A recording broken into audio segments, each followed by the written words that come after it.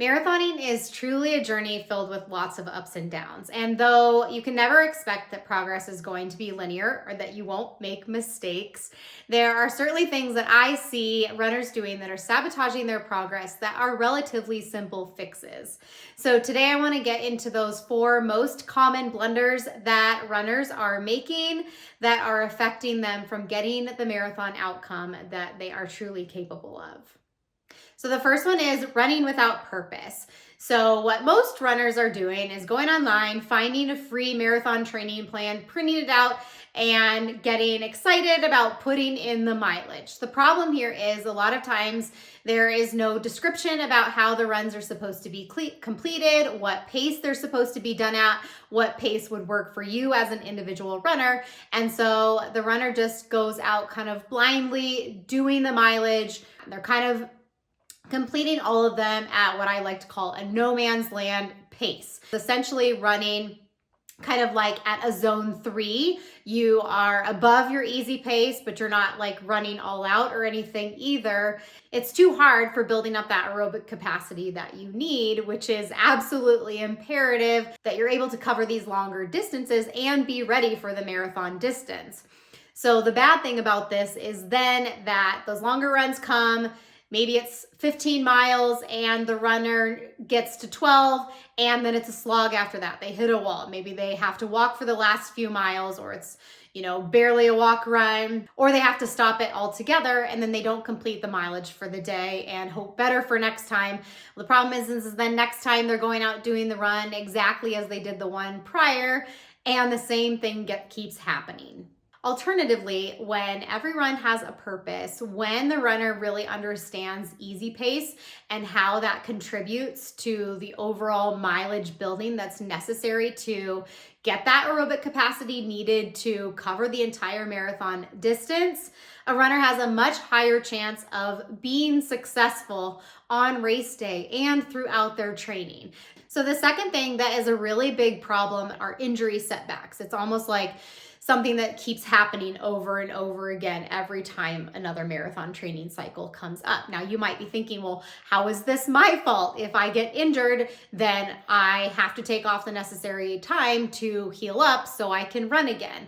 Well, the reality is outside of a freak injury that happens not from running, if it is a running related injury, in most cases that is preventable. Now, we're never going to be completely free of the risk of injury as runners because it is a high impact sport. But what I see is most of the time the runner is not doing the necessary steps to keep themselves from getting injured.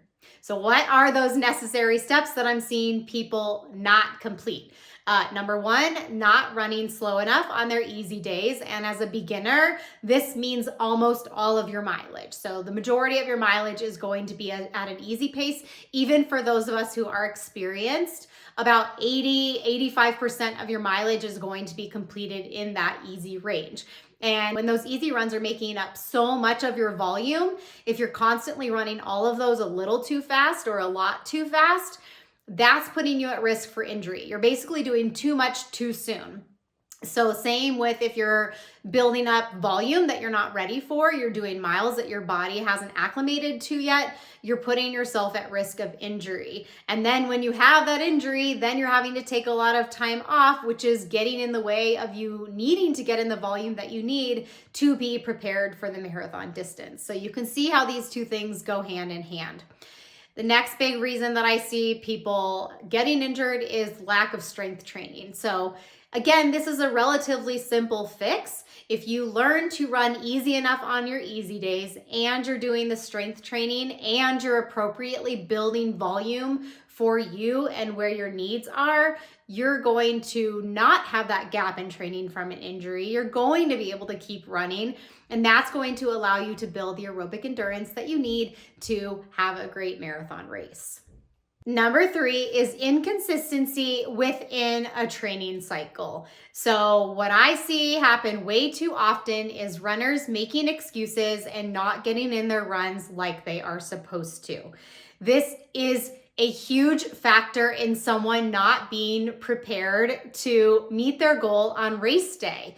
And I've said this before, but whether it's a good excuse or a bad excuse doesn't matter. Your body only knows that you're not running, and so it's not going to make the adaptations necessary to be ready to go after that goal that you want to achieve. Now, we all know life happens and a run gets missed. That's going to happen a few times within a training cycle, and it's not a big deal. But if this is becoming a pattern, it's happening over and over, and you're coming up with lots of different excuses, you really need to look within yourself and decide if this is a goal that you are truly committed to.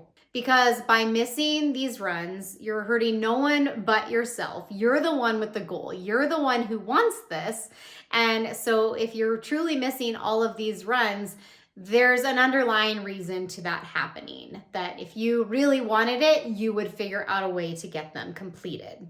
You know, being in a bad mood, being a little bit tired, being a little bit under the weather, these are not things that should dictate whether you get your run done or not. If it's on your schedule, it gets done. And I think one of the biggest reasons I see people missing runs is simply because of poor time management. They decide to sleep in because they're tired, and so then they say, well, I'll just do the run after work. Well, then, you know, work's over, they're taking care of the kids, the day gets away from them, they're tired still, they're more tired, and they'll say, that's okay, I'll just skip this one and we'll start again tomorrow. And then you're in this cycle of this happening over and over again, and you look back and you're realizing that you're missing like 40 to 50% of your runs, and that's not going to get you to your goal. And so if this happens, you're going to have to reassess your expectations and reassess your goals. Because by missing a lot of runs, you are not going to be ready to meet your goal for race day. Again, this is a simple fix. If you want the goal for that marathon, you're going to have to fix this problem and figure out a way to get your runs done. Okay, number 4 is about of equal importance as number 3. However, I think number 3, inconsistency in a training block, is actually much more noticeable to the runner, and being able to maybe pinpoint why the marathon didn't go as well as it could have, or how they were not prepared, right? Whereas this one, inconsistency over time, I think runners have a really hard time realizing how important this is to their marathon and the outcome of their marathon, and maybe why they're continuing to see themselves stagnate or have a plateau and just have kind of the same time over and over and over again. Why am I not getting better? So when I say inconsistency over time, maybe this runner is pretty regimented within the training cycle itself. Once the training block starts, they do the runs they're supposed to for the most part. But then what happens is they run their race and they take the necessary time to recover, and then they never get back to running, or they're hardly running at all, and they're just kind of waiting until they schedule another run to kind of motivate them to get back into their running.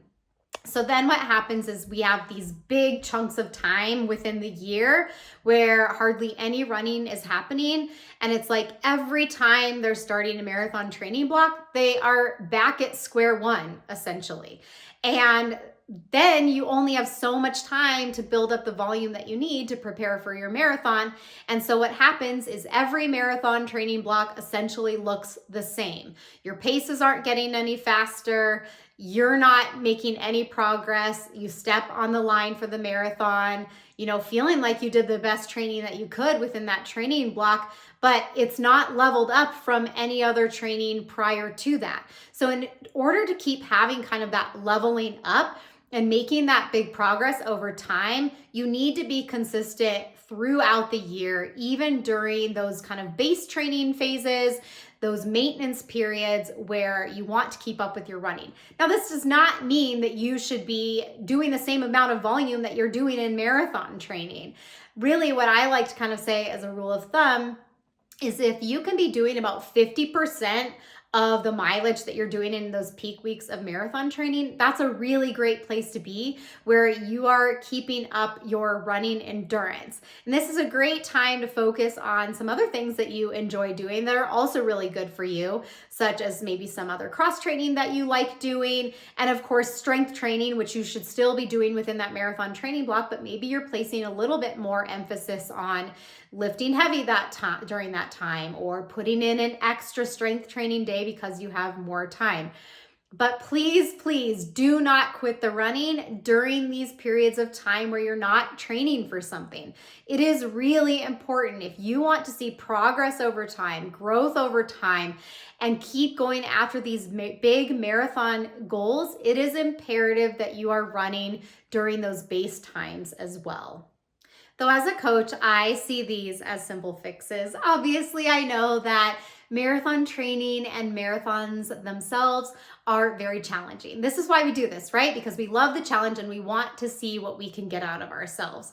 However, it can also be tough to look at your own training objectively and see where your areas of opportunities are. So this is where another set of eyes can really help, and getting that guidance that you need every step of the way to make sure that you are on the path to achieving that goal that you know that you're capable of. So this is exactly what our team of coaches does. We would love to help you streamline your path to achieving what you want to achieve. So I will put that information below if you want to reach out. As always, thank you so much for joining me and supporting the channel, and I'll catch you in the next one.